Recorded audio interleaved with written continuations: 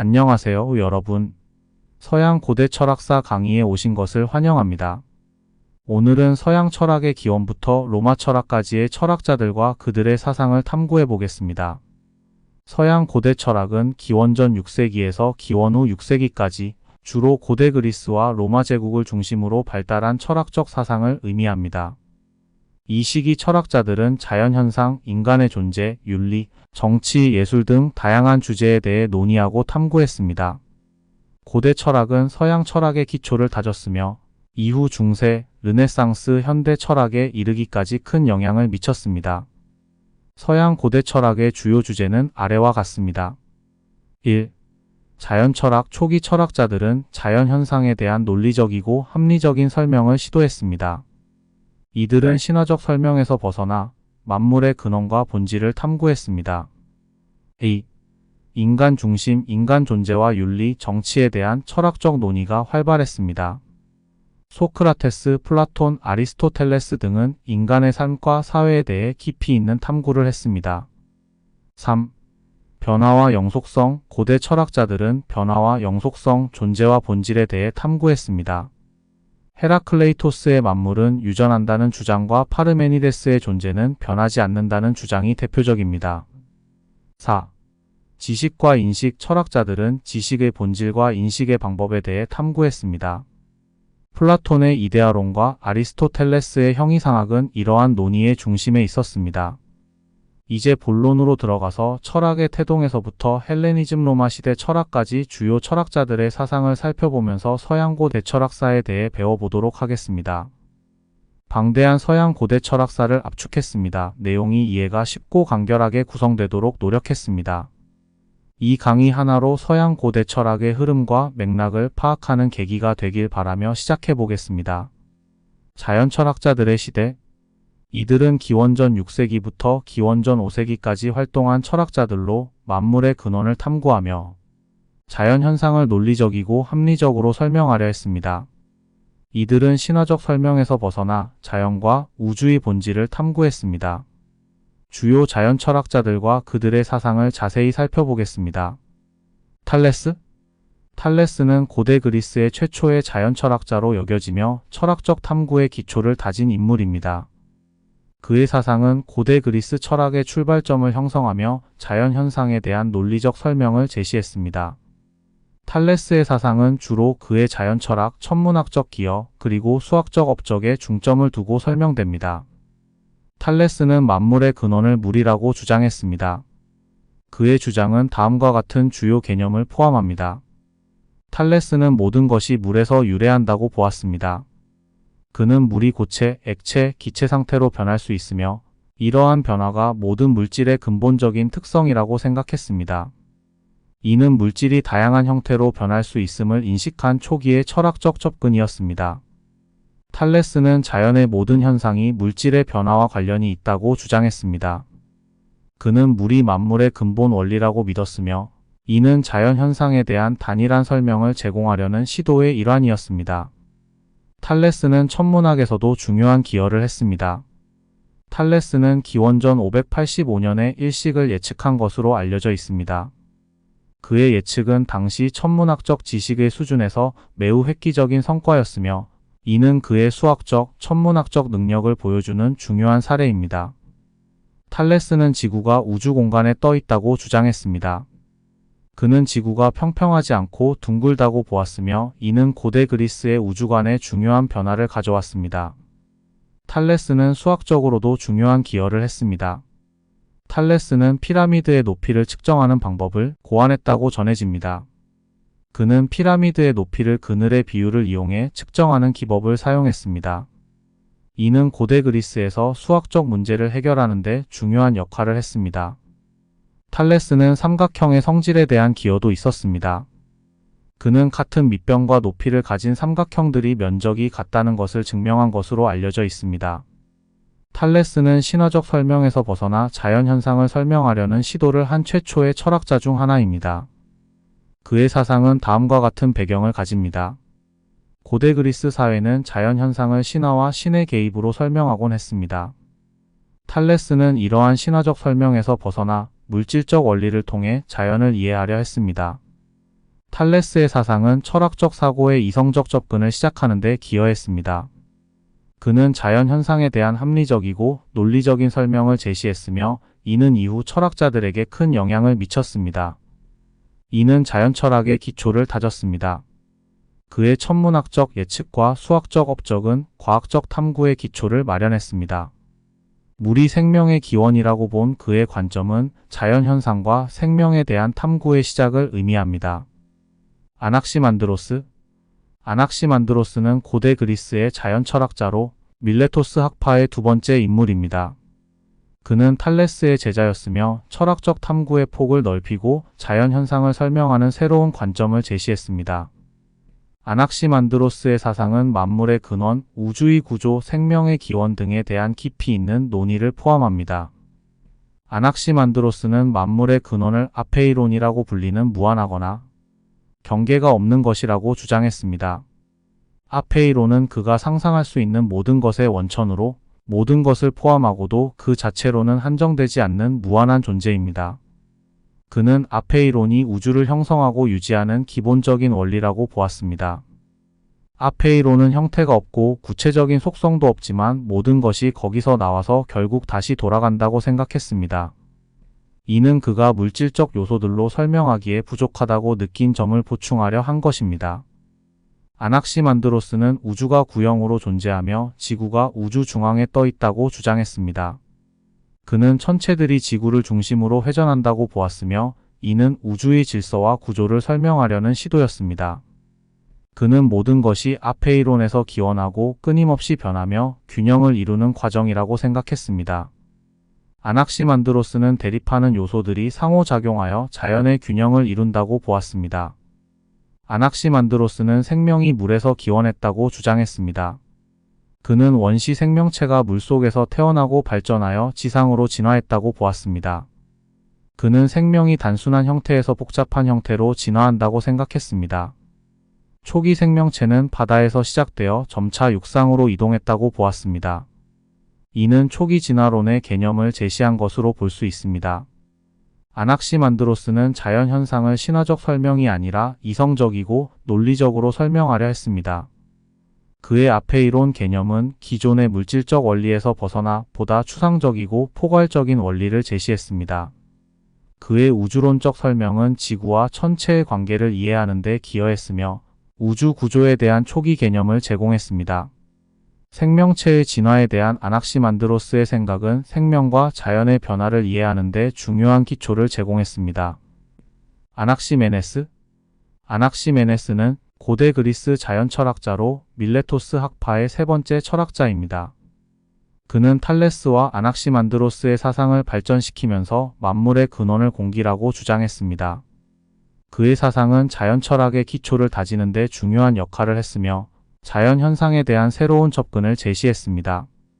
아낙시메네스는 만물의 근원을 공기라고 주장했습니다. 그는 공기가 모든 물질의 기본 요소라고 보았으며 모든 것이 공기에서 기원한다고 설명했습니다. 아낙시메네스는 공기가 변환을 통해 다양한 물질로 변한다고 보았습니다. 공기는 압축되면 물질이 되고 희박해지면 불이 된다고 주장했습니다. 그는 공기가 기체 상태로부터 액체, 고체까지 다양한 형태로 변할 수 있다고 보았습니다. 아낙시메네스의 사상에 따르면 공기의 압축과 희박이 물질의 변화를 일으키며 이를 통해 모든 자연 현상이 설명될 수 있다고 보았습니다.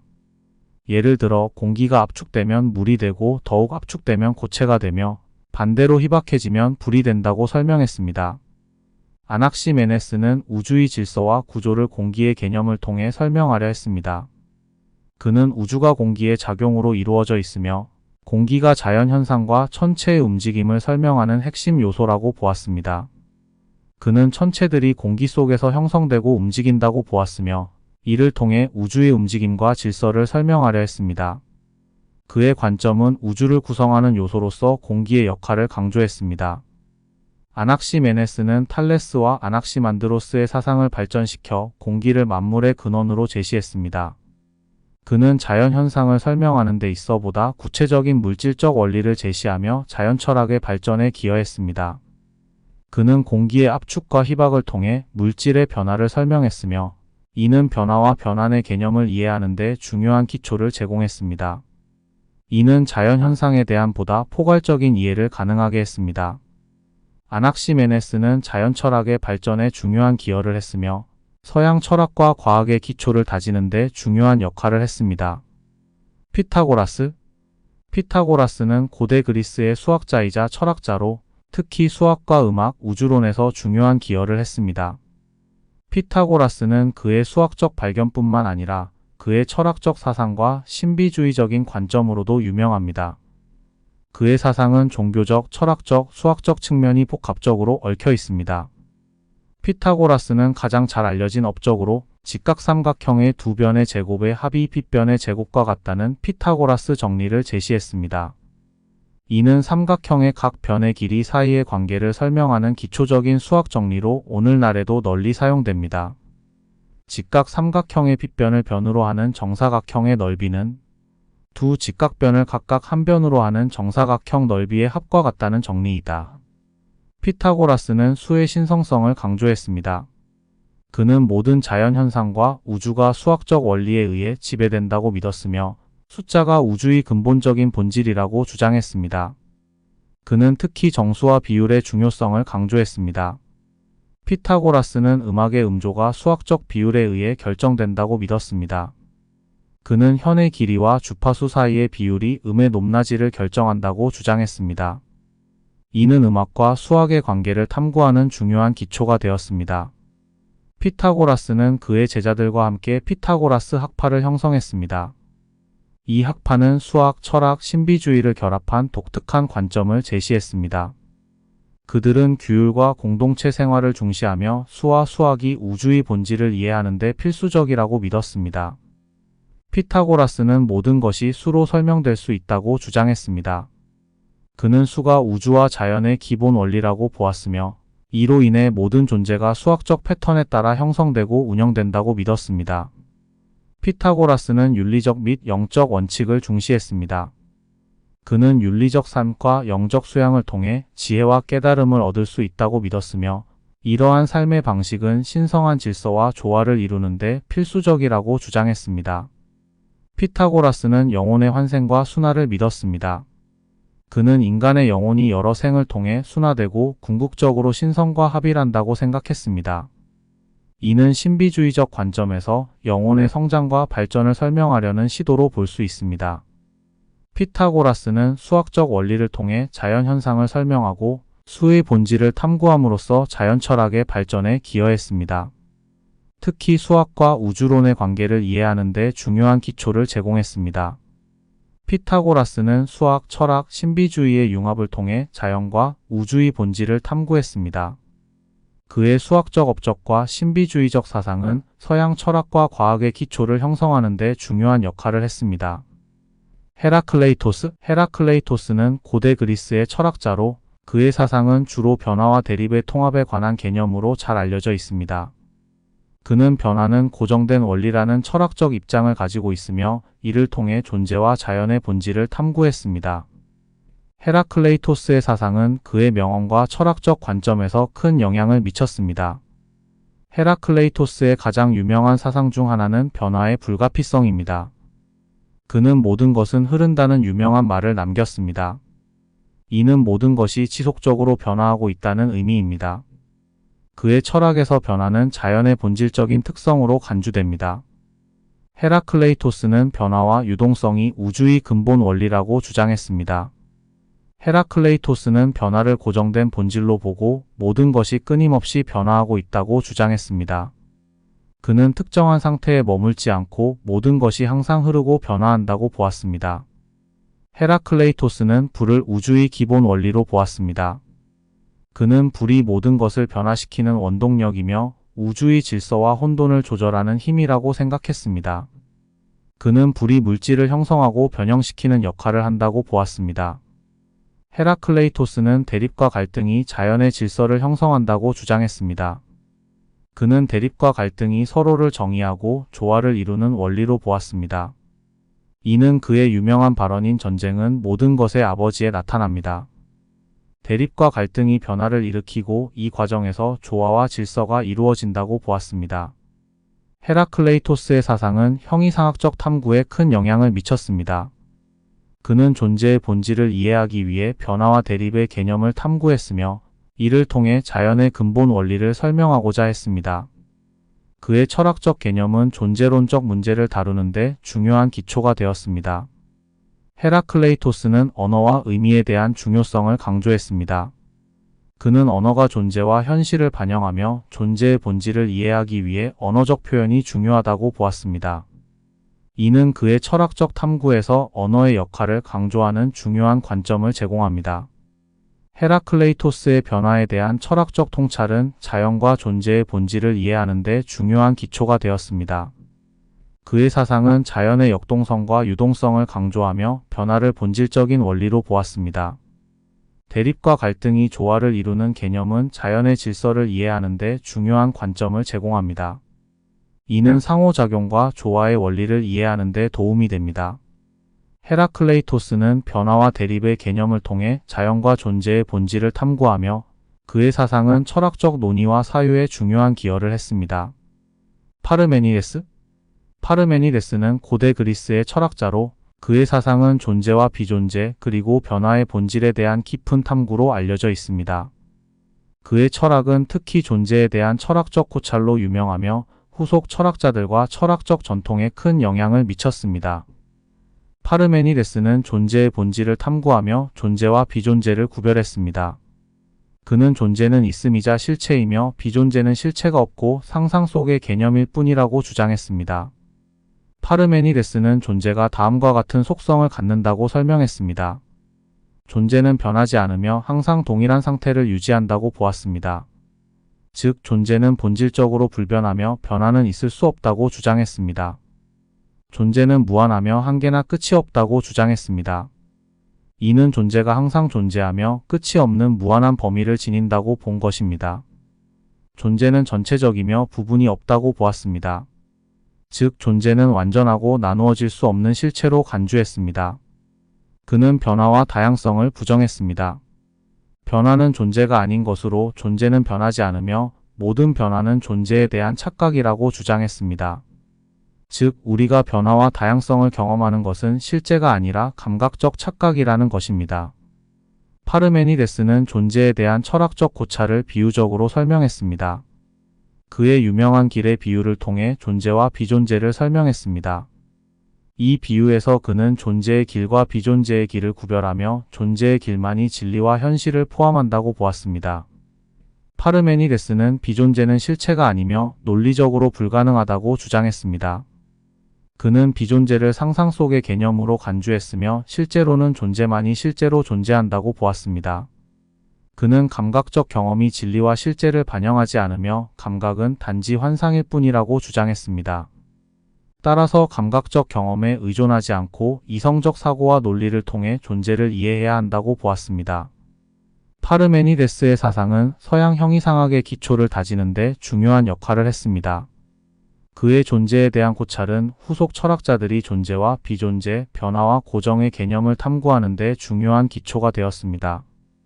파르메니데스의 사상은 플라톤에게 큰 영향을 미쳤습니다. 플라톤은 파르메니데스의 형이상학적 관점을 바탕으로 이데아론이라는 개념을 발전시켰습니다. 그는 이성과 논리적 사고가 진리를 이해하는 데 필수적이라고 주장했으며 이는 후속 철학적 전통에서 논리적 탐구와 이성의 중요성을 강조하는 데 기여했습니다. 파르메니데스는 존재와 비존재, 변화와 고정의 개념을 탐구함으로써 서양 철학의 형이상학적 기초를 다졌습니다. 그의 사상은 후속 철학자들에게 큰 영향을 미쳤으며 존재와 실제에 대한 깊은 탐구의 기초를 제공합니다. 제논은 고대 그리스의 철학자로 그의 사상은 주로 변화의 역설과 운동의 역설으로 유명합니다. 제논의 역설은 물리적 현실과 논리적 이론 사이의 모순을 드러내며 그의 철학적 탐구는 주로 존재론과 형이상학적 논의에 중점을 두었습니다. 제논의 사상은 파르메니데스의 제자로서 그가 주장한 존재의 불변성과 변화의 부정을 방어하고 확장하는 데 중요한 역할을 했습니다. 제논은 여러 가지 역설을 제시하여 운동과 변화의 개념에 대해 철학적 도전을 제기했습니다. 그의 역설들은 논리적 분석을 통해 변화와 운동의 개념이 논리적으로 모순될 수 있음을 보여주고자 했습니다. 가장 유명한 역설들은 다음과 같습니다. 다길론의 역설. 이 역설에서는 어떤 사람이 목표 지점까지 도달하기 위해서는 먼저 그 목표 지점까지의 절반에 도달해야 한다고 주장합니다. 그런데 절반의 지점에 도달하기 위해서는 다시 그 절반의 절반에 도달해야 하며 이는 무한히 반복됩니다. 따라서 목표 지점에 도달하는 것은 불가능하다는 것입니다. 이 역설은 무한히 나누어지는 공간의 개념과 운동의 연속성을 문제 삼습니다. 화살의 역설. 이 역설에서는 하늘을 나는 화살이 순간순간 정지 상태에 있다고 주장합니다. 화살이 특정 순간에 정확히 한 지점에 위치해 있으며 그 순간에는 이동하지 않고 정지 상태에 있다고 보았습니다. 그러므로 화살이 이동한다고 보이는 것은 착각이라는 것입니다. 이 역설은 시간과 공간의 연속성 및 운동의 개념에 대한 논리적 문제를 제기합니다. 제논은 파르메니데스의 제자로서 그의 존재론적 주장, 즉 존재의 불변성과 변화의 부정을 방어하기 위해 역설을 사용했습니다. 파르메니데스는 존재가 불변한다고 주장했으며 제논은 그의 스승의 사상을 지지하기 위해 운동과 변화의 모순을 논리적으로 탐구했습니다. 제논의 역설은 수학적 개념과 이론의 발전에 기여했습니다. 특히 무한분할, 연속성, 수렴 등의 개념은 후속 수학적 연구에서 중요한 논의가 되었으며 미적분학과 분석학의 발전에 기여했습니다. 제논의 역설은 무한의 개념을 다루는 데 있어 중요한 기초를 제공했습니다. 제논의 역설은 존재와 운동의 본질에 대한 깊은 형이상학적 논의를 제공했습니다. 이는 존재론적 문제를 논리적으로 탐구하는 데 중요한 기초가 됩니다. 제논의 역설은 논리적 분석의 중요성을 강조하며 철학적 논의에서 이성적 사고의 중요성을 부각시켰습니다. 엠페도클레스? 엠페도클레스는 고대 그리스의 철학자이자 자연철학자로 그의 사상은 고대 자연철학의 발전에 중요한 기여를 했습니다. 그는 특히 사물의 원리와 자연의 원리에 관한 이론으로 유명하며 후속 철학자와 과학자들에게 큰 영향을 미쳤습니다. 엠페도클레스의 사상은 그의 시가 형태로 전해지며 그의 철학적 개념은 주로 그의 시가에서 나타납니다. 엠페도클레스는 모든 자연의 현상과 존재를 설명하기 위해 4가지 기본 원소를 제안했습니다. 이 원소들은 다음과 같습니다. 흙, 고체 상태의 물질로 무겁고 단단한 특성을 지니고 있습니다. 흙은 안정성과 지속성을 상징합니다. 물, 액체 상태의 물질로 유동성과 변화의 특성을 지니고 있습니다. 물은 생명과 성장의 필수적인 요소로 간주됩니다. 공기, 기체 상태의 물질로 가볍고 투명하며 유동성을 지니고 있습니다. 공기는 호흡과 생명 유지에 필수적입니다. 불, 열과 빛을 발생시키는 물질로 변화를 유도하고 에너지를 제공하는 특성을 지니고 있습니다. 불은 열과 변화를 상징합니다. 엠페도클레스는 이 4가지 원소가 모든 물질의 기본 구성 요소이며 이들 원소가 혼합되고 분리되는 과정을 통해 모든 자연현상이 발생한다고 주장했습니다. 그는 이 원소들이 서로 결합하거나 분리되는 방식으로 다양한 물질과 현상이 나타난다고 보았습니다. 엠페도클레스는 사물의 원리 외에도 2가지 기본 원리, 즉 사랑과 다툼을 제안했습니다. 이 두 원리는 원소들의 결합과 분리를 조절하는 힘으로 보았습니다. 모든 원소가 서로 결합하고 융합되는 힘을 의미합니다. 사랑은 조화와 통합의 원리로 작용하며 원소들이 함께 모여 새로운 물질을 형성하게 만듭니다. 다툼은 분리와 충돌의 원리로 작용하며 원소들이 서로 떨어지게 만듭니다. 엠페도클레스는 이 두 원리가 서로 상호작용하여 자연의 변화와 다양성을 만들어낸다고 보았습니다. 즉, 사물의 변화와 질서가 사랑과 다툼의 상호작용에 의해 이루어진다고 주장했습니다. 엠페도클레스는 영혼의 불멸성과 환생에 관한 사상을 가지고 있었습니다. 그는 인간의 영혼이 불멸하며 죽은 후에 다른 생명체로 다시 태어난다고 믿었습니다. 이 사상은 그의 자연철학적 이론과 결합되어 있으며 그는 윤리적 삶을 통해 영혼의 정화와 더 나은 환생을 추구해야 한다고 보았습니다. 엠페도클레스는 자연이 순환의 과정을 통해 변화를 겪는다고 보았습니다. 그는 모든 물질이 원소들 사이의 결합과 분리에 의해 끊임없이 순환한다고 주장했습니다. 이 순환 과정은 사물의 생성과 소멸을 설명하며 자연의 끊임없는 변화를 이해하는 데 중요한 역할을 합니다. 그의 네 가지 원소 이론과 사물의 원리에 대한 고찰은 자연을 이해하는 데 중요한 기초를 제공했습니다. 특히 원소와 그 상호작용에 대한 이해는 화학과 물리학의 발전에 기여했습니다. 엠페도클레스의 영혼과 환생에 대한 사상은 후속 철학적 및 종교적 전통에서 중요한 논의의 기초가 되었습니다. 엠페도클레스의 네 가지 원소 이론은 자연의 다양한 현상을 설명하는 데 유용한 개념을 제공했습니다. 이는 자연의 복잡성을 이해하는 데 중요한 기초가 되었습니다. 자연의 순환 개념은 변화와 지속성을 이해하는 데 중요한 관점을 제공했습니다. 이는 생태학적 사고와 자연의 복잡성을 이해하는 데 기여했습니다. 엠페도클레스의 영혼과 환생에 대한 사상은 후속 철학적, 종교적 논의에 중요한 영향을 미쳤습니다. 하지만 엠페도클레스의 원소 이론은 현대 과학적 기준에서 충분히 정밀하지 않으며 현대 화학과 물리학의 발전에 비추어 볼 때 과학적 정확성이 부족합니다. 영혼의 불멸성과 환생에 대한 사상은 경험적 증거가 부족하며 철학적 논의에서 실질적인 근거가 부족할 수 있습니다. 그럼에도 불구하고 엠페도클레스는 자연 철학의 발전에 중요한 기여를 했으며 그의 사상은 자연의 원리와 변화, 영혼의 본질에 대한 깊은 탐구를 통해 후속 철학적 논의와 과학적 연구에 중요한 기초를 제공했습니다. 아낙사고라스 아낙사고라스는 고대 그리스의 철학자로 그의 사상은 자연 철학과 존재론에 중요한 기여를 했습니다. 그는 우주의 기원과 구조를 설명하기 위해 독창적인 개념들을 제안했으며 이론의 발전에 큰 영향을 미쳤습니다. 아낙사고라스는 그의 철학적 아이디어를 통해 자연의 본질을 탐구하고 후속 철학적 논의에 중요한 기초를 제공했습니다. 아낙사고라스는 자연의 본질을 설명하기 위해 두 가지 주요 개념을 도입했습니다. 정신과 원소들입니다. 아낙사고라스는 정신 즉 누스를 우주의 모든 것의 원동력으로 보았습니다. 정신은 우주의 질서를 부여하고 모든 것을 조절하는 신성한 원리로 간주되었습니다. 그는 정신이 모든 것을 지배하며 우주의 질서와 조화를 이룬다고 주장했습니다. 정신은 혼돈 상태에 있는 원소들을 질서 있게 배열하는 역할을 합니다.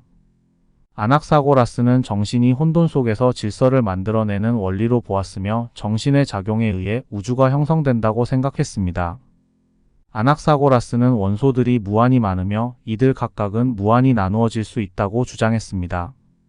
그는 모든 물질이 다양한 원소들로 구성되어 있으며 이들 원소들이 서로 결합하거나 분리되면서 모든 물질과 현상이 발생한다고 보았습니다. 아낙사고라스는 모든 물질이 기본적인 원소들로 구성되어 있으며 이 원소들은 어떤 것도 독립적으로 존재하지 않고 항상 다른 원소들과 혼합되어 있다고 주장했습니다. 즉, 물질의 본질은 원소들의 결합과 상호작용에 의해 결정된다고 보았습니다. 아낙사고라스는 우주가 처음에는 혼돈 상태였다고 보았습니다. 원소들은 혼잡하게 섞여 있었고 이 상태에서는 아무런 질서도 없었습니다. 정신이 이 혼돈 속에서 개입하여 원소들을 정리하고 질서를 부여했다고 보았습니다. 정신의 작용으로 인해 원소들이 조직화되고 우주가 형성되었다고 주장했습니다. 아낙사고라스는 천체의 본질에 대해서도 논의했습니다. 그는 태양과 달을 돌덩어리로 보고 태양은 불타는 돌, 달은 지구의 반사광으로 설명했습니다.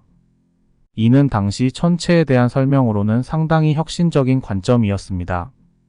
아낙사고라스는 자연 철학의 발전에 중요한 기여를 했습니다. 그는 원소들의 개념과 정신의 역할을 통해 자연의 복잡한 구조를 이해하려 했으며 이는 후속 철학적 논의에서 중요한 기초가 되었습니다. 아낙사고라스의 사상은 우주론적 탐구에 큰 영향을 미쳤습니다. 그의 원소와 정신의 개념은 우주의 형성과 질서를 이해하는 데 중요한 이론적 기초가 되었으며 이는 이후 천문학과 자연과학의 발전에 기여했습니다. 특히 그의 정신 개념은 플라톤과 아리스토텔레스의 형이상학적 논의에 영향을 주었으며 그의 원소론은 물질의 본질을 이해하는 데 중요한 기초가 되었습니다. 데모크리토스는 고대 그리스의 철학자로 그의 사상은 주로 원자론으로 알려져 있습니다. 데모크리토스의 철학은 물질의 본질을 이해하고 자연세계를 설명하는 데 중요한 기여를 했습니다. 그의 원자론은 자연의 구성 요소와 우주의 본질에 대한 근본적인 통찰을 제공합니다. 데모크리토스의 가장 중요한 기여는 원자론입니다. 원자론은 물질의 기본적인 구성 요소로서 원자를 도입하는 이론입니다.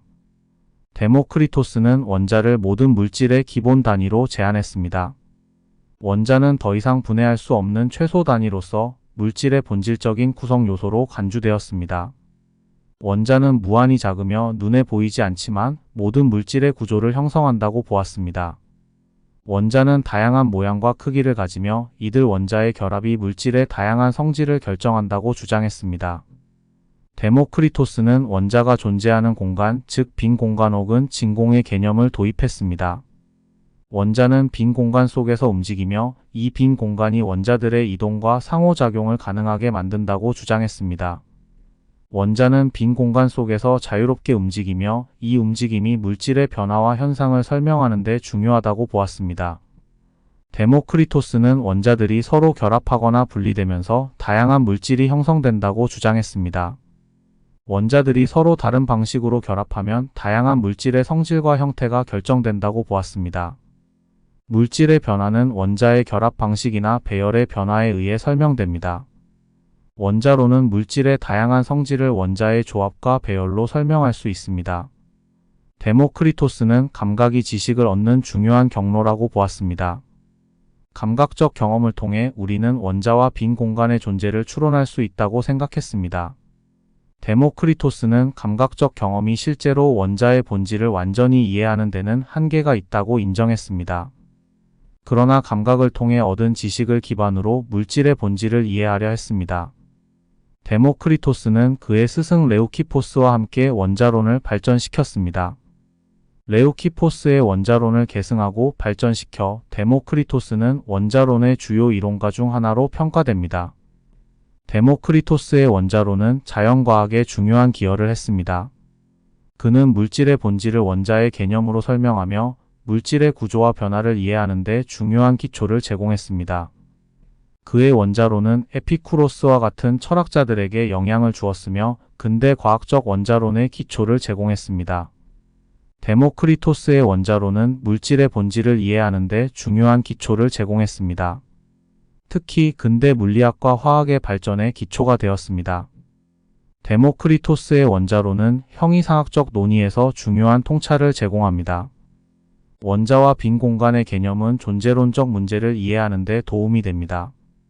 원자의 개념과 빈 공간의 아이디어는 현대 과학의 발전에 큰 영향을 미쳤으며 그의 사상은 자연세계를 이해하는 데 중요한 기여를 했습니다. 지금까지 철학의 태동을 그리스 자연철학을 통해 알아보았습니다. 이제 소피스트에 대해 알아보겠습니다.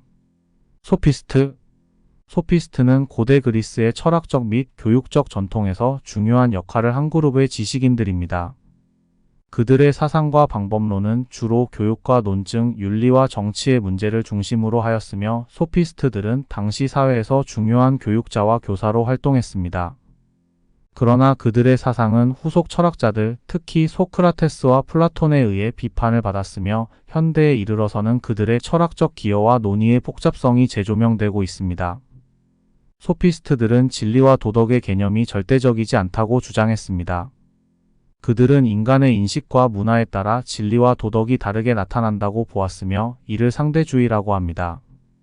예를 들어 소피스트 프로타고라스는 인간은 모든 것의 척도라는 유명한 말을 남겼습니다.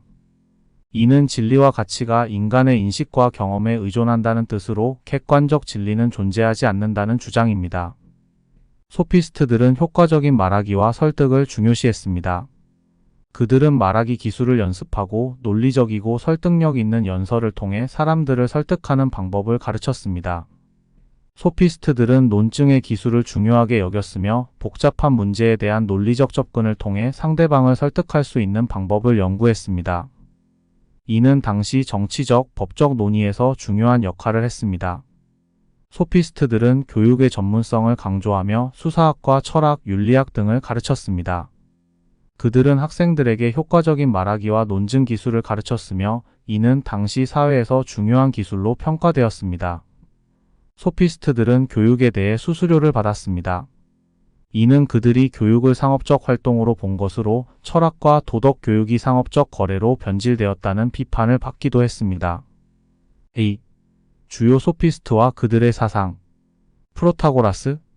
프로타고라스는 고대 그리스의 소피스트 중 한 명으로 그의 철학적 사상은 상대주의와 인식론적 접근을 중심으로 하고 있습니다. 그는 특히 인간은 모든 것의 척도라는 주장을 통해 상대주의와 인간 중심의 관점을 제시했습니다.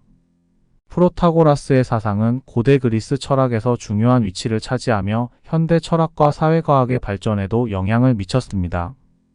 프로타고라스는 인간은 모든 것의 척도라는 주장을 통해 진리와 도덕의 기준이 인간의 인식과 경험에 달려 있다고 주장했습니다. 이는 인간의 주관적 경험이 진리와 가치의 결정적 기준이 된다는 의미입니다. 그는 진리와 도덕이 절대적이지 않으며 각 개인의 인식과 판단에 따라 다르게 나타날 수 있다고 보았습니다. 즉, 진리는 개인마다 다를 수 있고, 프로타고라스는 인간의 감각적 경험을 통해 세계를 인식한다고 보았으며, 감각은 진리와 도덕에 대한 이해의 기준이 됩니다. 예를 들어 어떤 사람이 특정한 음식이 맛있다고 느낀다면 그 사람에게는 그 음식이 맛있다는 진리가 존재하는 것이며, 다른 사람에게는 맛이 없다고 느낄 수 있습니다. 상대주의는 진리와 도덕에 대한 논리적 접근을 허용하며 서로 다른 의견과 관점을 존중할 필요가 있음을 시사합니다. 이는 논쟁과 논의에서 다양한 시각을 고려하는 중요성을 강조합니다. 프로타고라스는 효과적인 교육과 수사학을 통해 정치적 및 사회적 성공을 추구했습니다. 그는 학생들에게 말하기 기술과 논증의 기술을 가르쳐 그들이 사회적, 정치적 논의에서 성공할 수 있도록 했습니다. 그는 철학적 논의와 교육을 통합하여 학생들이 철학적 사고와 실질적인 기술을 동시에 습득할 수 있도록 했습니다. 프로타고라스는 수사학의 중요성을 강조하며 효과적인 말하기와 논증 기술을 통해 설득력을 높이고 정치적 논의와 사회적 논쟁에서 성공할 수 있도록 했습니다. 그는 논리적이고 설득력 있는 논증의 기술을 중시하며 이를 통해 다양한 문제를 논의하고 해결하는 데 필요한 기술을 가르쳤습니다. 그는 도덕적 판단이 개인의 인식과 경험에 따라 다를 수 있음을 인정하며 다양한 도덕적 관점을 존중할 필요가 있다고 보았습니다. 프로타고라스는 고대 그리스 아테네에서 활동하며 당시 민주주의와 사회적 변화에 큰 영향을 미쳤습니다. 그는 소피스트로서 교육과 논증의 기술을 통해 사회적 성공을 추구했습니다. 프로타고라스는 민주주의와 사회적 변화가 이루어지는 시대에 교육과 논증의 기술이 중요하다고 보았습니다.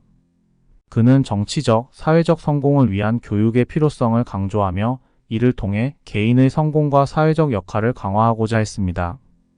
프로타고라스의 상대주의와 교육에 대한 접근은 후속 철학자들, 특히 소크라테스와 플라톤에 의해 비판받았지만 그의 사상은 현대 철학과 사회과학의 중요한 기초가 되었습니다.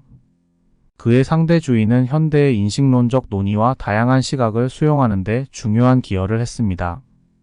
프로타고라스의 상대주의는 진리와 도덕의 개념을 이해하는 데 중요한 기초를 제공했습니다. 이는 다양한 관점을 수용하는 데 도움이 됩니다. 그는 수사학의 중요성을 강조하며 말하기와 논증의 기술을 발전시키는 데 기여했습니다. 이는 현대의 논리학과 커뮤니케이션 이론의 중요한 기초가 되었습니다. 프로타고라스는 교육의 중요성을 강조하며 사회적 성공을 위한 기술적 교육의 필요성을 제시했습니다. 하지만 소피스트로서 프로타고라스는 교육을 상업적 거래로 변질시킨 것으로 비판도 받았습니다. 이는 철학적 교육의 순수성을 해치는 것으로 여겨질 수 있습니다. 프로타고라스는 상대주의와 교육의 중요성을 강조하며 그의 사상은 고대 그리스 철학과 현대 철학의 중요한 기초를 제공했습니다. 히피아스. 히피아스는 고대 그리스의 소피스트이자 학자, 수사학자였습니다. 그는 다양한 학문적 분야에 걸쳐 광범위한 지식을 가진 인물로 알려져 있으며 특히 그의 다재다능함과 지식의 폭넓음으로 주목받았습니다. 히피아스의 사상은 다음과 같은 주요 측면으로 정리될 수 있습니다. 히피아스는 소피스트로서 교육과 수사학에 주력했으며 지식의 폭넓음과 그에 따른 실용적 응용을 강조했습니다. 그의 철학적 접근은 주로 다음과 같은 두 가지 주요 측면으로 나눌 수 있습니다. 히피아스는 다양한 학문적 분야에 걸쳐 지식을 쌓았으며 수사학, 수학, 음악, 역사, 철학 등 여러 분야에 대한 깊은 이해를 가지고 있었습니다. 그는 이들 지식이 실제 생활과 사회적 논의에 유용하다고 믿었습니다. 히피아스는 지식이 실용적으로 응용될 수 있어야 한다고 보았으며 이론적인 지식보다는 실제 문제 해결에 도움을 줄 수 있는 지식을 중시했습니다. 히피아스는 교육의 목표를 단순히 지식 전달에 그치지 않고 학생들이 사회적 논쟁과 정치적 논의에서 성공할 수 있도록 준비시키는 것이라고 보았습니다. 그는 수사학, 즉 효과적인 말하기와 설득의 기술을 교육의 중요한 부분으로 삼았습니다. 수사학을 통해 학생들이 논리적으로 생각하고 사회적 논의에서 설득력을 발휘할 수 있도록 했습니다. 히피아스는 모든 분야에서 일정 수준의 지식을 갖추는 것이 중요하다고 주장했습니다. 그는 특정 분야에 한정된 지식보다는 다양한 분야에 대한 지식이 사람을 더 지혜롭고 사회적 논의에서 유리하게 만들 수 있다고 보았습니다. 그는 지식의 통합이 개인의 지혜를 높일 수 있다고 믿었으며 다양한 지식의 조화를 통해 더 깊은 이해를 추구했습니다. 히피아스는 정의와 도덕에 대한 명확한 입장을 가진 것은 아니지만 소피스트로서 상대주의적 관점을 갖고 있었습니다. 그는 도덕적 가치가 상대적일 수 있으며 사회적 관습과 개인의 인식에 따라 달라질 수 있다고 보았습니다. 그의 사상에서 도덕은 절대적 기준이 아닌 상대적 기준으로 이해되었습니다.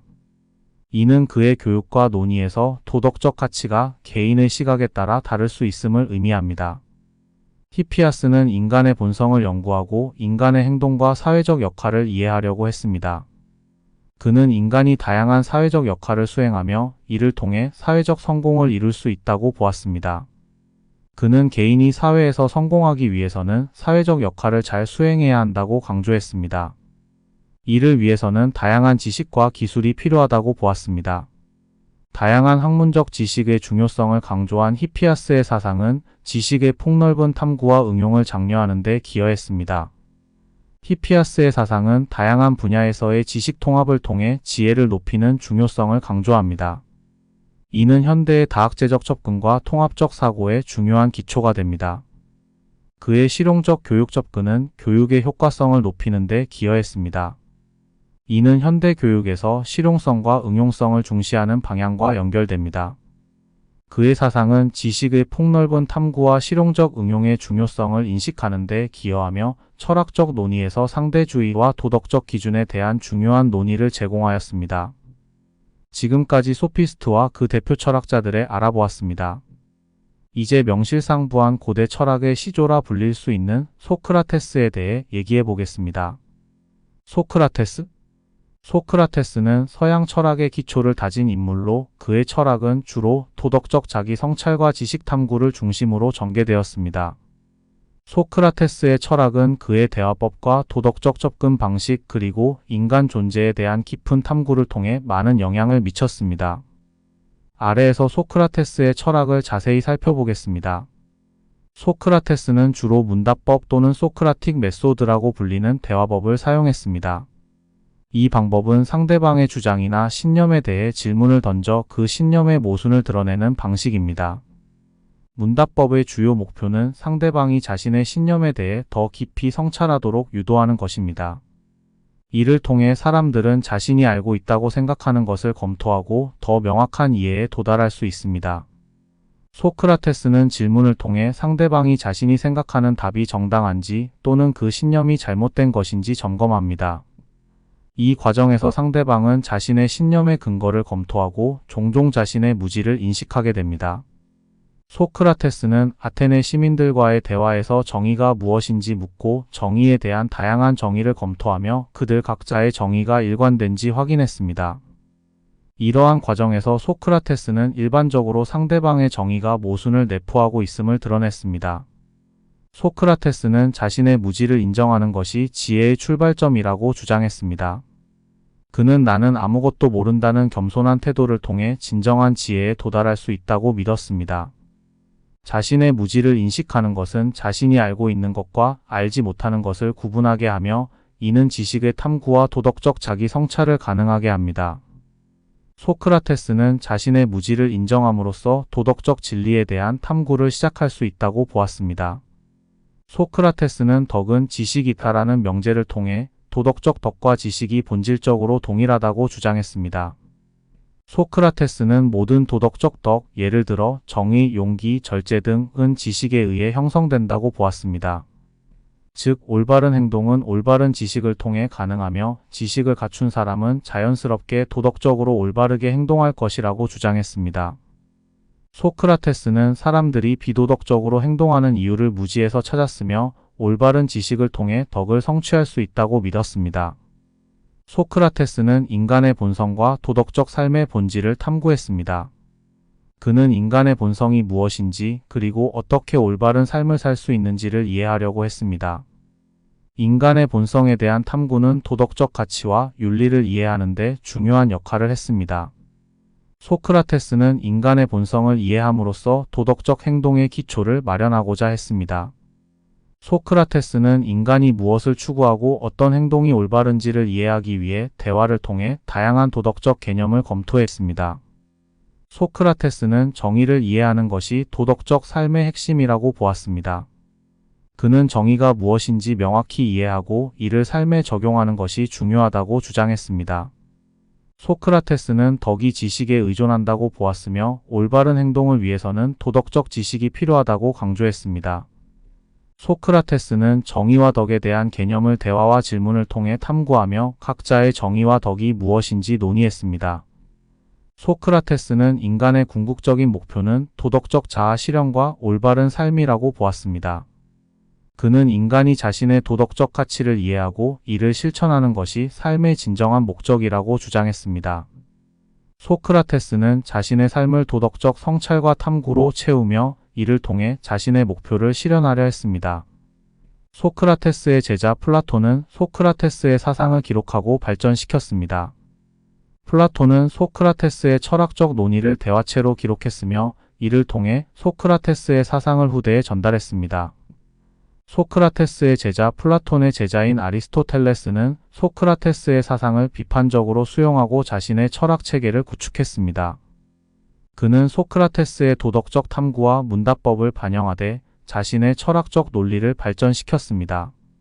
소크라테스의 문답법은 현대의 비판적 사고와 논리적 토론의 기초가 되었습니다. 그의 대화법은 철학적 논의에서 중요한 방법론으로 여겨지고 있습니다. 소크라테스의 도덕적 탐구는 현대 도덕 철학에 큰 영향을 미쳤습니다. 그의 사상은 도덕적 자아와 도덕적 삶에 대한 깊은 성찰을 유도하고 있습니다. 소크라테스의 철학은 도덕적 자각과 지식 탐구를 중심으로 전개되었으며 그의 문답법, 무지의 지혜, 덕의 지식, 인간의 본성에 대한 탐구는 서양 철학의 기초를 형성하는 데 중요한 역할을 했습니다. 소크라테스의 사상은 후대 철학자들에게 깊은 영향을 미쳤으며 현대 철학과 도덕적 논의에서도 여전히 중요한 기초로 작용하고 있습니다. 이제 그의 제자 플라톤에 대해 알아보도록 할게요. 플라톤은 소크라테스의 제자로서 서양 철학에 막대한 영향을 미친 철학자입니다. 그의 철학은 형이상학, 윤리학, 정치철학, 인식론 등 다양한 분야를 아우릅니다. 플라톤의 사상은 그의 저서들, 특히 대화체 형식으로 된 작품들에 의해 전해지며 그의 철학적 체계는 다음과 같은 핵심 요소로 구성됩니다. 플라톤은 이데아론을 통해 현실 세계의 사물들은 본질적으로 변하지 않는 이데아 혹은 형상의 불완전한 복제물이라고 주장했습니다. 이데아는 모든 사물의 본질적이고 완전한 형태를 의미합니다. 예를 들어 정의라는 개념은 물리적 세계에서 정의된 모든 사례의 본질적이고 불변하는 이데아입니다. 플라톤은 감각적으로 인식할 수 있는 세계가 불완전하고 일시적이기 때문에 진정한 지식은 감각을 초월한 이데아 세계에 존재한다고 보았습니다. 이데아론은 진리와 지식을 찾기 위한 철학적 탐구의 기초를 마련했습니다. 플라톤은 인간이 이데아를 인식함으로써 진정한 지식을 얻을 수 있다고 믿었습니다. 플라톤에 따르면 의자라는 개념은 다양한 물리적 의자들이 공통적으로 공유하는 본질적 형태를 의미합니다. 실제 의자는 모두 이 원형 의자의 불완전한 복제물일 뿐입니다. 플라톤은 도덕적 덕이 이데아와 관련이 있다고 보았습니다. 즉, 도덕적 가치와 덕목은 이데아의 본질과 일치해야 한다고 주장했습니다. 플라톤은 덕을 세 가지로 구분했습니다. 지혜, 용기, 절제. 이 세 가지 덕은 인간의 본성과 사회의 조화로운 기능을 유지하기 위한 필수 요소입니다. 플라톤은 인간이 이데아를 이해하고 도덕적 덕을 실천함으로써 자신과 사회의 조화를 이루는 것이 중요하다고 보았습니다. 플라톤은 진정한 행복이 도덕적 덕을 실천하고 이데아를 인식함으로써 달성된다고 믿었습니다. 플라톤의 주요 정치 철학적 저서인 국가는 이상적인 국가와 그 국가의 구조를 설명합니다. 플라톤은 이상적인 국가를 철학자왕이 통치하는 사회로 상상했습니다. 철학자왕은 이데아를 이해하고 이를 바탕으로 정의롭고 조화로운 사회를 이끌 수 있다고 믿었습니다. 플라톤은 이상국가를 세 가지 계층으로 나누었습니다. 통치자 철학자왕, 수호자 전사, 생산자 상인, 농민 등. 각 계층은 자신의 역할을 충실히 이행함으로써 국가의 조화를 유지해야 합니다. 통치자는 이데아에 대한 지식을 통해 국가를 이끌고 수호자는 국가를 방어하며 생산자는 경제적 기능을 수행합니다. 플라톤은 교육이 인간의 지성과 도덕적 성향을 개발하는 데 필수적이라고 보았습니다. 그는 교육을 통해 인간이 이데아에 대한 지식을 얻고 도덕적 덕을 실천할 수 있다고 믿었습니다. 플라톤은 교육을 통해 사람들을 도덕적으로 올바르게 하고 사회의 이익을 위한 역할을 수행하도록 유도하고자 했습니다. 플라톤은 교육 과정을 통해 철학적 지식과 도덕적 덕을 개발하는 과정을 제안했습니다. 그는 교육이 단순한 지식 전달을 넘어 인간의 본성과 도덕적 성향을 형성하는 데 중점을 두어야 한다고 보았습니다. 플라톤은 국가에서 동굴의 비유를 통해 감각적 세계와 이데아 세계의 차이를 설명했습니다.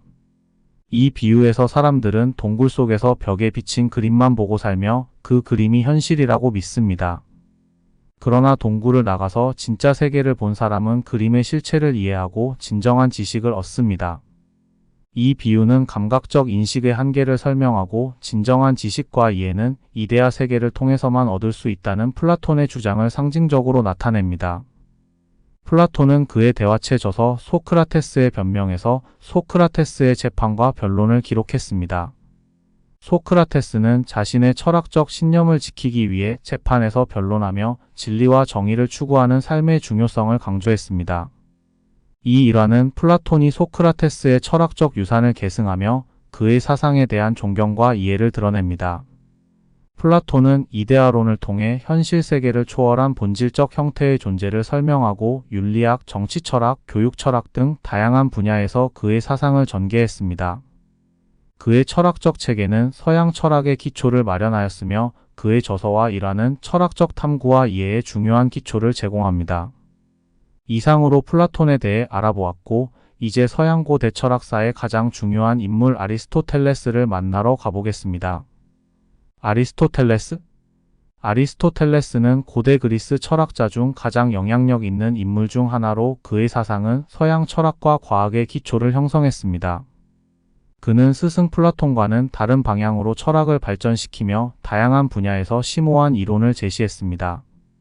아리스토텔레스의 철학은 형이상학, 윤리학, 정치철학, 논리학, 자연과학 등 여러 분야에 걸쳐 있습니다. 1. 형이상학.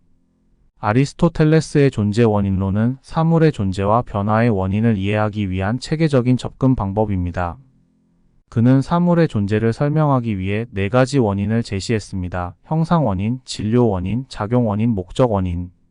이 원인론은 사물의 본질과 존재를 깊이 이해하는 데 도움을 줍니다. 1. 형상 원인. 형상 원인은 사물의 본질적인 성질이나 형태를 의미합니다. 이는 사물이 무엇인지 그 사물이 무엇으로 정의되는지를 설명합니다. 예를 들어 의자라는 물체의 형상 원인은 의자라는 개념이나 디자인입니다. 즉 의자가 의자답게 만드는 그 본질적 특성입니다. A. 진료 원인. 진료 원인은 사물이 구성된 물질이나 재료를 의미합니다. 이는 사물이 실제로 어떤 물질로 만들어졌는지를 설명합니다. 의자의 진료 원인은 나무, 금속, 플라스틱 등의 물질입니다. 의자가 무엇으로 만들어졌는지에 대한 정보입니다. 3. 작용 원인. 작용 원인은 사물의 존재나 변화를 일으킨 원인이나 원동력을 의미합니다. 이는 사물이 만들어지거나 변화하는 과정에서 실제로 작용한 원인을 설명합니다. 의자의 작용 원인은 그것을 만든 목수나 제조 과정입니다. 즉, 의자가 어떻게 만들어졌는지에 대한 과정입니다. 4. 목적 원인. 목적 원인은 사물의 존재 이유나 목적을 의미합니다. 이는 사물이 존재하는 이유나 최종적인 목적을 설명합니다. 의자의 목적 원인은 사람을 앉히기 위해 존재하는 것입니다. 즉, 의자의 존재 목적이나 기능입니다. 원인론의 적용 예시를 들어보도록 하겠습니다. 형상 원인 조각상이 미의 상징이라는 개념을 표현합니다. 진료 원인 조각상은 대리석이나 청동 등으로 만들어졌습니다. 작용 원인 조각상은 조각가의 작업에 의해 만들어졌습니다. 목적 원인 조각상은 미적 감상이나 기념의 목적을 가지고 있습니다. 예시 2집, 형상 원인집의 설계나 구조, 즉 집답게 만드는 형태와 디자인입니다. 진료 원인집을 만드는 데 사용된 재료들, 예를 들어 벽돌, 목재, 유리 등입니다. 작용 원인 건축가와 건축작업자들이 집을 지었습니다. 목적 원인집의 목적은 사람들에게 거주 공간을 제공하는 것입니다. 아리스토텔레스의 원인론을 정리해 보겠습니다. 아리스토텔레스는 변화와 존재의 문제를 이해하기 위해 이러한 4가지 원인을 사용했습니다. 이를 통해 사물의 존재와 변화의 이유를 더 깊이 이해할 수 있습니다. A. 윤리학. 아리스토텔레스의 윤리학은 그의 철학적 체계에서 중요한 부분을 차지하며 그의 주저인 니코마코스 윤리학에서 가장 잘 드러납니다. 아리스토텔레스는 윤리학을 단순히 이론적인 학문으로 보지 않고 실질적인 삶의 지침을 제시하려고 했습니다. 그의 윤리학은 도덕적 미덕, 행복, 그리고 인간 존재의 목표를 중심으로 구성되어 있습니다. 아리스토텔레스의 윤리학의 중심에는 행복 또는 유다이모니아라는 개념이 있습니다. 그는 행복을 인생의 최고 목표로 보았으며 이는 단순한 쾌락이나 물질적 만족이 아니라 탁월한 삶을 의미합니다. 행복은 인간의 본성과 덕을 충족하는 삶으로 정의됩니다. 아리스토텔레스는 행복을 단순한 순간의 쾌락이 아니라 전체적인 삶의 질에 기초한 안정적이고 지속적인 상태로 봤습니다. 아리스토텔레스는 행복을 이루기 위해 덕이 필수적이라고 보았습니다. 그는 덕을 인간의 본성과 이성에 부합하는 특성으로 정의하며 도덕적 및 지적 미덕으로 나누었습니다. 도덕적 미덕은 감정과 행동의 적절한 정도를 찾는 것으로 이는 중용의 원칙에 따라 행동합니다. 예를 들어 용기는 두려움과 무모함 사이의 중용으로 관대함은 과도한 낭비와 인색함 사이의 균형을 의미합니다. 아리스토텔레스는 도덕적 미덕을 중용 골든 민으로 정의했습니다. 이는 두 극단 사이의 적절한 중간 상태를 찾는 것입니다. 예를 들어 용기는 두려움과 무모함 사이의 중간 상태로 과도한 두려움은 비겁함, 과도한 용기는 무모함으로 간주됩니다. 이 중용의 원칙은 도덕적 행동을 결정하는 데 중요한 역할을 하며 개인의 선택과 판단에서 균형을 이루는 데 도움을 줍니다. 지적 미덕은 이성적 사고와 판단의 능력을 포함합니다. 아리스토텔레스는 지혜와 이해를 중요시했습니다. 지혜는 도덕적 결정을 내리는 능력으로 이해는 철학적 또는 이론적 지식과 관련이 있습니다. 지적 미덕은 도덕적 미덕을 실행하는 데 필수적인 요소로 작용합니다. 도덕적 결정은 단순한 본능적 반응이 아니라 이성적 판단과 사려 깊은 고려를 통해 이루어져야 한다고 강조했습니다. 아리스토텔레스는 인간이 사회적 동물이라고 보았으며 윤리적 삶은 개인의 도덕적 행동뿐만 아니라 사회적 관계와 상호작용에서도 중요한 역할을 한다고 믿었습니다. 그는 공동체 내에서의 도덕적 행동과 역할에 대해 강조했습니다. 그는 법과 정의가 윤리적 삶에 필수적이라고 보았으며 정의는 개인의 권리와 의무를 조화롭게 조정하는 데 필요하다고 설명했습니다. 아리스토텔레스는 덕이 선천적인 것이 아니라 교육과 훈련을 통해 형성된다고 보았습니다. 이는 개인의 도덕적 성장과 자기 개선을 통해 이루어지며 지속적인 자기 성찰과 학습이 필요합니다. 그는 철학적 훈련과 교육이 도덕적 미덕을 개발하는 데 중요한 역할을 한다고 믿었습니다. 도덕적 삶을 사는 것은 단순한 규칙의 준수가 아니라 깊은 자기 이해와 지속적인 훈련이 필요합니다. 아리스토텔레스의 윤리학은 현대사회의 윤리적 의사결정에 여전히 유용합니다. 중용의 원칙과 덕의 개념은 개인의 도덕적 판단과 행동에서 중요한 기준으로 작용할 수 있습니다. 아리스토텔레스의 윤리학은 사회적 정의와 공동체의 중요성을 강조하였으며 현대의 정치적 논의와 정책에도 영향을 미치고 있습니다.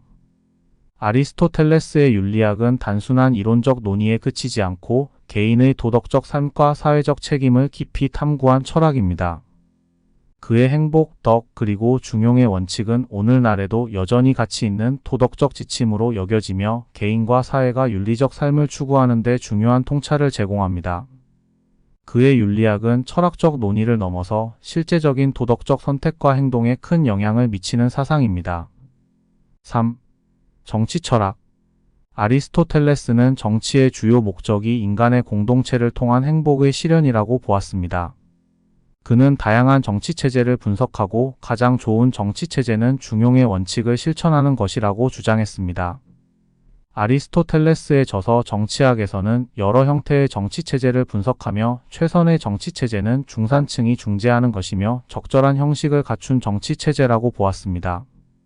그는 정치체제를 군주제, 귀족제, 민주제로 분류하고 이들의 변형된 형태를 설명했습니다. 각 체제의 장점과 단점을 분석했습니다. 4. 논리학 및 범주. 아리스토텔레스는 3단 논법을 통해 논리적 추론의 기초를 마련했습니다. 3단 논법은 두 개의 전제에서 결론을 이끌어내는 방식입니다. 모든 인간은 죽을 존재다. 소크라테스는 인간이다. 따라서 소크라테스는 죽을 존재다. 범주론은 아리스토텔레스의 논리학에서 사물의 본질을 설명하기 위한 방법입니다. 그는 사물을 개체, 속성, 관계 등 다양한 범주로 분류했습니다. 5. 자연과학. 아리스토텔레스는 자연세계를 연구하며 생물학적 연구에 큰 기여를 했습니다. 그는 다양한 생물의 구조와 기능을 체계적으로 분석했습니다. 그는 동물의 해부학적 구조를 연구하고 동물의 생태를 관찰하여 생물학적 분류 체계를 만들었습니다. 아리스토텔레스의 물리학은 자연현상과 물질의 본질을 탐구했습니다. 그는 자연의 4가지 원소, 지구, 물, 공기, 불과 이들의 변화를 설명했습니다. 그는 자연의 변화가 원인, 형상, 진료, 목적의 4가지 원인에 의해 발생한다고 설명했습니다. 6. 플라톤과의 관계. 아리스토텔레스는 스승 플라톤의 이데아론에 반대하며 이데아 세계보다 현실 세계를 더 중요하게 여겼습니다. 그는 형상이 진료와 결합된 실체로서 존재한다고 보았고 이데아는 실체의 세계에서 형상으로 존재한다고 주장했습니다. 7. 교육자 아리스토텔레스. 아리스토텔레스는 알렉산더 대왕의 스승으로 알려져 있습니다. 알렉산더는 그의 철학적 사상과 지식을 통해 지배력을 확립할 수 있는 중요한 기초를 마련했습니다. 이 일화는 아리스토텔레스의 교육적 영향력과 그의 사상이 실제 정치적, 군사적 권력에 미친 영향을 보여줍니다. 아리스토텔레스의 철학은 형이상학, 윤리학, 정치철학, 논리학, 자연과학 등 여러 분야에 걸쳐 있습니다. 그의 이론은 플라톤의 철학과는 다른 방향으로 발전했으며 현실 세계와 인간 경험의 본질을 깊이 이해하고자 했습니다. 그의 사상은 서양 철학의 기초를 다졌으며 현대 철학, 과학, 정치학 등 다양한 분야에서도 여전히 중요한 영향을 미치고 있습니다. 이제 헬레니즘 철학의 시대로 넘어가 보겠습니다. 헬레니즘과 로마 시대의 철학. 헬레니즘 철학은 알렉산더 대왕의 정복과 그 이후의 시대에 발전한 철학적 전통으로 주로 기원전 4세기 후반부터 기원 후 3세기까지의 기간을 포괄합니다. 이 시기는 그리스 문화의 확산과 혼합, 로마 제국의 초기 형성 등 역사적 변화와 함께 철학적으로도 중요한 발전이 있었습니다. 헬레니즘 철학은 그리스의 전통적인 철학적 문제를 새로운 시각에서 다루었으며 인생의 의미와 행복을 중심으로 다양한 철학적 학파들이 발전했습니다. 헬레니즘과 로마 시대의 철학. 1. 스토아 학파. 스토아 철학의 주요 개념. 스토아 철학에서는 자연이 인간의 이성에 의해 이해될 수 있는 법칙에 따라 운영된다고 믿었습니다. 인간은 자연의 이성과 일치하는 방식으로 살아야 한다고 주장했습니다. 이성은 인간이 도덕적 결정과 행동을 할 수 있게 해주는 중요한 능력으로 자연의 법칙에 따라 올바른 삶을 사는데 필수적이라고 보았습니다. 스토아 철학에서는 감정이 외부 사건에 대한 잘못된 판단에서 비롯된다고 봤습니다. 즉, 감정은 우리의 가치관과 태도에 의해 영향을 받으며 이성적으로 평가하고 조절할 수 있다고 믿었습니다. 스토아 철학자는 감정을 억제하기보다는 감정을 올바르게 이해하고 조절하여 내적 평화를 유지하는 것을 중요시했습니다. 이는 외부의 영향을 받지 않고 내적 안정성을 유지하는 데 도움이 됩니다. 스토아 철학에서는 덕이 도덕적 삶의 핵심이며 모든 덕은 이성에 기반한 것이라고 주장했습니다. 주요 덕목으로는 지혜, 용기, 정의, 절제 등이 있습니다. 덕을 실천함으로써 인간은 자연과 조화롭게 살아가며 진정한 행복과 평화를 얻을 수 있다고 보았습니다.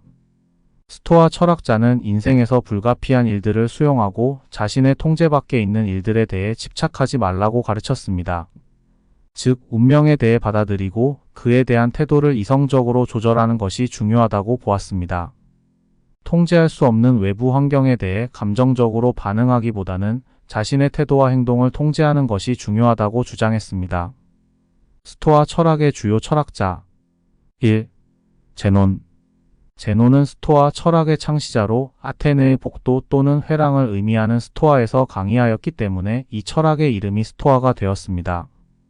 자연과 이성의 조화를 강조하며 개인의 도덕적 삶과 내적 평화를 중요시했습니다. 2. 세네카. 로마의 스토아 철학자 세네카는 로마 제국의 정치가이자 철학자로 감정의 조절과 윤리에 관한 많은 저술을 남겼습니다. 주요 저작인 도덕 서한들, 행복론 등에서 스토아 철학의 원칙을 설명하고 실천적인 조언을 제공합니다. 3. 에픽테토스. 에픽테토스는 노예 출신이었으나 스토아 철학을 통해 자유와 평화를 찾았습니다. 주요 저작인 일상에 관한 강의, 매뉴얼 등에서 스토아 철학의 핵심 개념을 설명하며 자기 통제와 내적 평화를 강조합니다. 4. 마르쿠스 아우렐리우스. 마르쿠스 아우렐리우스는 로마 제국의 황제로서 스토아 철학을 실천하며 통치하였습니다. 주요 저작인 명상록은 개인의 내적 평화와 도덕적 삶을 추구하는 데 관한 그의 사상을 담고 있습니다. 스토아 철학은 개인의 내적 평화와 자율성을 중시합니다. 이를 통해 외부 환경의 영향을 받지 않고 안정된 삶을 유지할 수 있습니다. 덕과 이성에 기반한 윤리적 삶을 강조하며 도덕적 기준에 따라 행동하는 것이 중요하다고 주장합니다. 일부 비판자들은 스토아 철학이 감정 조절과 내적 평화를 지나치게 강조하여 현실적인 감정의 중요성을 간과한다고 지적할 수 있습니다. 스토아 철학은 개인의 내적 삶에 중점을 두지만 사회적, 정치적 문제에 대한 구체적인 해결책을 제공하지는 않습니다. 스토아 철학은 내적 평화와 도덕적 삶을 통해 인간 존재의 의미를 탐구하는 데 중요한 이론적 기초를 제공하며 오늘날에도 많은 사람들이 삶의 지침으로 삼고 있습니다. A. 에피쿠로스 학파. 그의 철학은 주로 쾌락주의와 원자론에 기반을 두고 있으며 그의 철학 체계는 삶에서 고통을 피하고 평온을 추구하는 것을 목표로 합니다. 에피쿠로스 철학의 핵심은 쾌락주의입니다. 그러나 이는 단순히 육체적인 쾌락을 추구하는 것이 아니라 마음의 평온과 고통의 부재를 의미합니다. 에피쿠로스는 다음과 같은 쾌락을 강조했습니다. 정신적 쾌락이 육체적 쾌락보다 더 중요하다고 봅니다. 정신적 평온을 중시하여 두려움의 부재, 만족감을 통해 행복을 추구합니다. 육체적 쾌락에 대해서는 기본적인 필요를 충족시키는 것을 중요시하지만 과도한 쾌락은 피해야 합니다. 에피쿠로스는 행복을 얻기 위한 조건으로 다음을 제시했습니다. 배고픔, 목마름, 안전 등 기본적인 욕구 충족을 중요시했습니다. 자연적이지만 필수적이지 않은 욕구인 사치품이나 불필요한 쾌락을 피해야 한다고 주장했습니다. 비자연적이고 불필요한 욕구, 명예, 부, 권력 등의 욕구 역시 피해야 할 대상입니다. 이러한 것들은 고통과 불안을 초래할 수 있습니다. 에피쿠로스의 윤리학은 다음과 같은 원칙에 기반을 둡니다. 아타락시아, 마음의 평온과 고통의 부재를 의미합니다. 이는 두려움과 불안에서 벗어나는 상태입니다. 아포니아, 육체적 고통의 부재를 의미합니다. 이는 기본적인 욕구를 충족시킴으로써 달성할 수 있습니다. 친구와의 교제, 에피쿠로스는 친구와의 우정을 매우 중요시했습니다. 이는 마음의 평온을 유지하는 데 큰 도움이 됩니다. 에피쿠로스는 데모크리토스의 원자론을 발전시켜 그의 철학에 통합했습니다.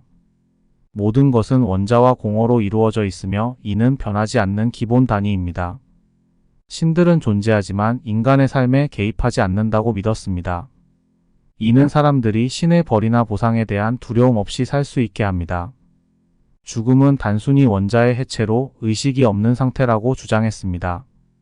따라서 죽음을 두려워할 필요가 없다고 보았습니다. 에피쿠로스의 철학은 그의 사후에도 오랫동안 영향을 미쳤습니다. 로마의 시인 루크레티우스는 사물의 본성에 관하여라는 서사시를 통해 에피쿠로스의 철학을 널리 알렸습니다. 근대 철학자들, 특히 데카르트, 스피노자, 홉스 등은 에피쿠로스의 물리학과 윤리학에 영향을 받았습니다. 3. 회의주의 학파. 피론의 회의주의 학파. 피론은 인간이 절대적인 진리를 알 수 없다고 주장했습니다. 우리의 감각과 이성은 세계를 정확하게 인식하는 데 한계가 있으며 모든 주장은 상대적이라고 보았습니다. 피론은 모든 주장이 상호 모순적일 수 있으며 서로 다른 견해들이 동일한 정당성을 가질 수 있다고 주장했습니다. 따라서 어떤 주장이나 믿음이 절대적으로 옳다고 단언하는 것은 불가능하다고 보았습니다. 중립적 태도, 에포케를 중시한 피론의 회의주의는 모든 주장에 대해 중립적 태도를 취하라고 가르칩니다. 즉, 어떤 주장도 최종적으로 확립할 수 없으므로 이를 수용하거나 거부하지 않고 중립적인 상태를 유지하는 것이 바람직하다고 보았습니다. 인간의 감각과 이성은 세계를 정확하게 인식할 수 있는 능력을 갖추고 있지 않으며 우리가 얻는 모든 지식은 불완전하고 오류가 있을 수 있다는 것을 강조했습니다. 모든 지식과 주장은 상대적이며 어떤 것도 절대적인 진리를 제공할 수 없다고 주장했습니다. 이것은 인간이 확실한 진리를 알 수 없다는 회의적 관점을 내포하고 있습니다. 이러한 회의적 태도를 취함으로써 피론은 인간이 불확실성과 모순에 의해 불안해하지 않고 정신적 평화를 유지할 수 있다고 보았습니다. 이는 무언가에 대해 강한 신념을 가지는 것이 스트레스와 불안을 초래할 수 있다는 것을 반영합니다. 피론의 사상은 그의 제자들과 후계자들에 의해 기록되고 발전되었습니다. 가장 유명한 제자로는 셉투스 엠피리쿠스가 있습니다. 셉투스는 피론의 철학을 체계화하고 구체화하여 회의주의의 원칙을 정립하는 데 큰 역할을 했습니다. 피론이 직접 쓴 저작은 남아있지 않지만 그의 철학적 가르침은 후대의 문헌과 제자들에 의해 전해졌습니다. 피론의 회의주의는 비판적 사고와 반성의 중요성을 강조하며 인간이 절대적인 진리를 추구하기보다는 스스로의 인식과 판단에 대한 신중함을 기르도록 합니다. 모든 주장을 절대적으로 믿기보다는 중립적 태도를 취함으로써 내적 평화를 유지할 수 있는 방법을 제공합니다. 피론의 회의주의는 모든 주장에 대해 중립적인 태도를 취하라고 하므로 실제로 행동과 결정에 대한 지침을 제공하는 데 한계가 있을 수 있습니다. 지나치게 중립적인 태도는 행동에 대한 결정을 어렵게 만들 수 있습니다. 이론적 측면에서 유용할 수 있지만 일상적인 삶과 실용적인 문제 해결에 대한 구체적인 지침을 제공하지 않는다는 비판이 있을 수 있습니다. 피론의 회의주의는 인간 인식의 한계를 강조하며 지식의 상대성과 불확실성을 인식하는 데 중요한 철학적 기초를 제공합니다. 그의 사상은 후에 다양한 철학적 논의와 사상의 발전에 영향을 미쳤으며 현대 철학에서도 여전히 논의되고 있는 주제입니다. 4. 신플라톤주의. 신플라톤주의의 주요 개념. 신플라톤주의의 중심 개념은 일자 또는 절대자입니다. 일자는 모든 존재의 원리이자 모든 것이 발생하는 근원적 실체입니다. 이는 순수한 존재와 무한한 통합의 상태로 모든 것의 원인이며 형태나 구별이 없는 절대적 존재입니다. 일자는 자신의 내적 에너지에 의해 세 가지 단계로 나타납니다. 첫째, 로고스 또는 이성이 생기고, 둘째, 영혼이 생기며, 셋째, 이들로부터 다양한 존재와 세계가 파생됩니다. 신플라톤주의는 세계를 영혼과 물질로 나누어 설명합니다. 영혼은 일자로부터 유래된 고귀한 원리이며, 물질은 그로부터 떨어진 상태로 부정적인 특성을 지니고 있습니다. 영혼은 순수한 존재에서 떨어져 물질 세계에 들어와 있으며 다시 일자와의 통합을 위해 상승해야 한다고 보았습니다. 영혼은 물질과의 관계에서 고통과 혼란을 겪지만 철학적 수련과 깨달음을 통해 다시 일자와 합일하는 것을 목표로 합니다. 신플라톤주의는 이성적 사고와 논리적 이해를 통해 일자와의 관계를 이해할 수 있다고 보았습니다. 철학적 명상과 사고를 통해 이성적 세계를 이해하고 이를 통해 일자와의 통합을 추구합니다. 신플라톤주의는 또한 신비적 체험을 중요시합니다. 개인의 영혼이 직접적인 신적 체험을 통해 일자와의 일체감을 느끼는 것이 중요하다고 보았습니다. 이는 철학적 사유를 넘어서는 경험적인 측면을 강조합니다. 신플라톤주의는 도덕적 삶을 중요시하며 개인이 영혼을 정화하고 일자와의 통합을 추구하기 위해 올바르게 살아야 한다고 강조했습니다. 미덕을 통해 영혼을 정화하고 물질적 속박에서 벗어나기 위해 자기 개선을 추구하는 것이 중요하다고 보았습니다. 주요 신플라톤주의 철학자 1. 플로티노스. 주요 저작인 에네아드라는 저서에서 그의 철학적 원칙을 체계적으로 정리하였습니다. 플로티노스는 일자, 로고스, 영혼의 개념을 통해 세계의 구조를 설명하고 영혼의 하강과 상승에 대한 교훈을 제시하였습니다. 그의 사상은 신플라톤주의의 기초를 형성하였습니다. A. 포르피리오스. 플로티노스의 제자로서 그의 저작을 편집하고 주석을 달았으며 신플라톤주의의 교리를 확립하는 데 기여했습니다. 포르피리오스는 신플라톤주의의 원리를 체계화하고 영혼의 정화와 신비적 체험에 관한 교훈을 제공하였습니다. 3. 자이누스. 신비적 교훈과 같은 저서에서 신플라톤주의를 신비적 종교적 측면으로 확장했습니다. 자이누스는 신의 계층과 제의적 수행을 강조하며 신플라톤주의의 신비적 측면을 발전시켰습니다. 4. 프로클로스. 제1의 주석과 신플라톤주의에 관한 논문에서 그의 사상을 전개했습니다. 프로클로스는 신플라톤주의의 마지막 주요 철학자로 신비적 체험과 신적 계층에 대한 교훈을 포함하여 신플라톤주의를 체계화했습니다. 신플라톤주의는 인간의 영성과 내적 삶을 탐구하며 개인의 영혼이 신과의 일체감을 추구하는 데 중요한 철학적 기반을 제공합니다. 신플라톤주의는 기독교 신학과 중세 철학에 큰 영향을 미쳤으며 특히 신비주의와 영적 체험에 대한 논의에서 중요한 역할을 했습니다. 신플라톤주의는 물질 세계와의 관계를 부정적이고 낮은 상태로 간주하며 현실 세계와의 관계를 간과할 수 있습니다. 신비적 체험과 철학적 사유에 중점을 두기 때문에 실용적인 문제 해결에 대한 구체적인 지침을 제공하지 않는다는 비판이 있을 수 있습니다. 신플라톤주의는 플라톤의 철학을 신비적이고 종교적인 측면으로 확장한 철학적 전통으로 인간의 영적 탐구와 철학적 사고를 통해 신과의 통합을 추구하는 데 중점을 둡니다. 그의 사상은 이후의 철학적 논의와 종교적 전통에 큰 영향을 미쳤습니다. 헬레니즘 시대는 그리스 문화와 동양 문화의 융합 시기로 다양한 철학적 사상과 종교가 혼합되었습니다. 이로 인해 철학적 사상이 더 다양해지고 인간의 삶과 행복에 대한 다양한 접근이 가능해졌습니다. 헬레니즘 철학은 개인의 내적 평화와 행복을 중시하며 외부의 환경에 영향을 받지 않는 내적 안정성을 추구했습니다. 이는 개인의 자율성과 자기 실현을 강조하는 현대 철학에 큰 영향을 미쳤습니다. 신플라톤주의와 같은 사상은 종교적이고 신비적인 요소를 포함하여 인간 존재의 본질과 신성에 대한 깊은 탐구를 촉진했습니다. 헬레니즘 철학은 개인의 내적 평화와 행복에 중점을 두었지만 사회적, 정치적 문제에 대한 실천적 접근은 상대적으로 부족했습니다. 다양한 철학적 학파가 존재함에 따라 철학적 사상이 분산되고 혼란스러워질 수 있었습니다. 이는 특정한 철학적 체계를 확립하는 데 어려움을 초래했습니다. 헬레니즘 철학은 인간의 삶과 존재에 대한 깊이 있는 탐구를 통해 서양 철학에 큰 영향을 미쳤으며 개인의 내적 평화와 행복을 중시하는 철학적 전통을 형성했습니다. 여러분, 서양 고대 철학사의 여행이 마무리되었습니다. 이 강의를 통해 우리는 고대 그리스와 로마 철학자들이 어떻게 인간 존재의 본질, 윤리적 삶, 그리고 우주의 원리를 탐구했는지를 살펴보았습니다. 이들 철학자들의 사상은 단순한 역사적 유산을 넘어 오늘날 우리 삶에 여전히 깊은 영향을 미치고 있습니다. 고대 철학의 시작은 자연 철학자들에 의해 이루어졌습니다. 탈레스, 아낙시만드로스, 아낙시메네스와 같은 사상가들은 자연과 우주의 본질을 이해하고자 했습니다. 그들의 질문은 물질의 근본적인 원리와 세계의 근원에 대한 것이었고, 이는 이후의 철학적 탐구의 기초를 다졌습니다.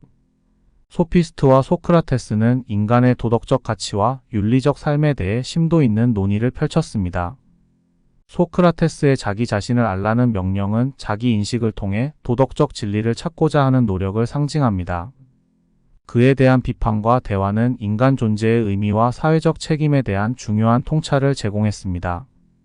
플라톤과 아리스토텔레스는 철학의 체계화와 심화에 큰 기여를 했습니다. 플라톤은 이데아론을 통해 현실을 넘어서는 이상적인 세계를 상상했으며 아리스토텔레스는 형이상학과 논리학을 통해 철학적 사유의 기초를 확립했습니다. 헬레니즘 시대의 철학자들은 스토아 철학, 에피쿠로스 철학, 그리고 신플라톤주의를 통해 철학적 논의를 확장했습니다. 로마 시대에는 이러한 철학적 전통들이 현실적인 문제와 개인의 도덕적 삶에 적용되었습니다.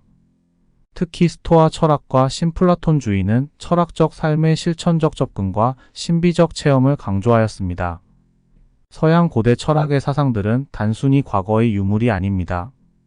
오늘날에도 여전히 많은 철학적 문제와 가치관에 대한 논의에서 중요한 역할을 하고 있습니다.